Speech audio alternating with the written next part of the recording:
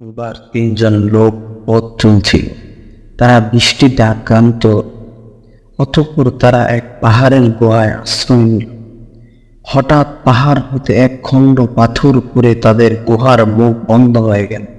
তখন তারা একে অপরকে বলল, নিজেদের কোনো সৎ আমলের কথা চিন্তা করে বের করো, যা আল্লাহর সন্তুষ্টির জন্য করা হয়েছে, এবং তার উসিলা করে আল্লাহর নিকট দোয়া করো, তাহলে হয়তো আল্লাহ তোমাদের উপর হতে পাথরটি সরিয়ে দিবেন। তাদের একজন বলতে লাগলো, হে আল্লাহ, আমার আব্বা আম্মা খুব বৃদ্ধ ছিলেন এবং আমার ছোট ছোট সন্তানও ছিল। আমি তাদের ভরণ পোষণের জন্য পশুপালন করতাম।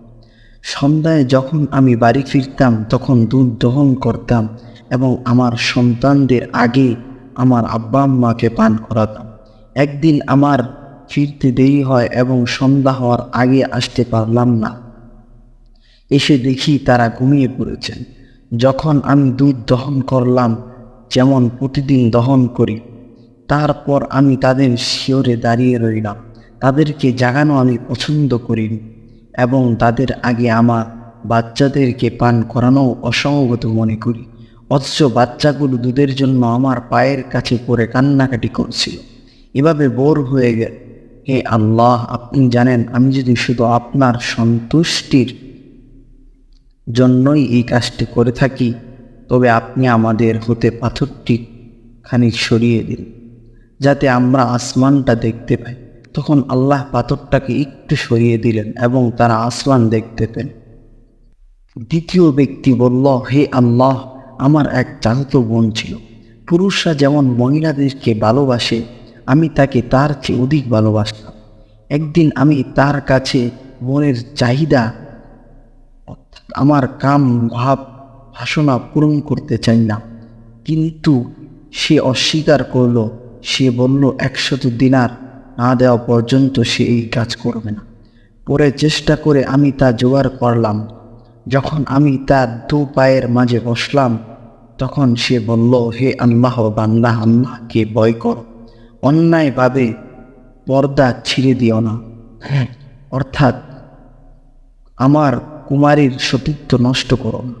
তখন আমি দাঁড়িয়ে গেলাম। হে আল্লাহ, আপনি জানেন আমি যদি শুধু আপনার সন্তুষ্টির জন্য এই কাজটি করে থাকি, তবে আপনি আমাদের পাথরটা সরিয়ে দিন। তখন পাথরটা কিছু সরে গেল। তৃতীয় ব্যক্তি বলল, হে আল্লাহ, আমি এক ফারাক চাউলের বিনিময়ে একজন শ্রমিক নিযুক্ত করেছিলাম। যখন সে তার কাজ শেষ করলো, আমাকে বলল, আমার পাওনা দিয়ে দাও। আমি তাকে তার পাওনা দিতে গেলে সে তা নিল না। আমি তা দিয়ে কৃষিকাজ করতে লাগলাম এবং এর দ্বারা অনেক গরু ও আর রাখাল জমা করলাম। বেশ কিছুদিন পর সে আমার কাছে আসলো এবং বলল, আল্লাহকে ভয় করো। আমি বললাম, এইসব গরু ও রাখাল নিয়ে নাও। সে বলল, আল্লাহকে ভয় করো, আমার সাথে ঠাট্টা করো না। আমি বললাম, আমি তোমার সাথে ঠাট্টা করছি না, ওইগুলো নিয়ে নাও। তখন সে তা নিয়ে গেল।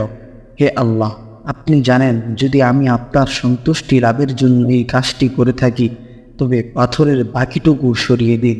তখন আল্লাহ পাক পাথরের বাকিটুকু সরিয়ে দিলেন।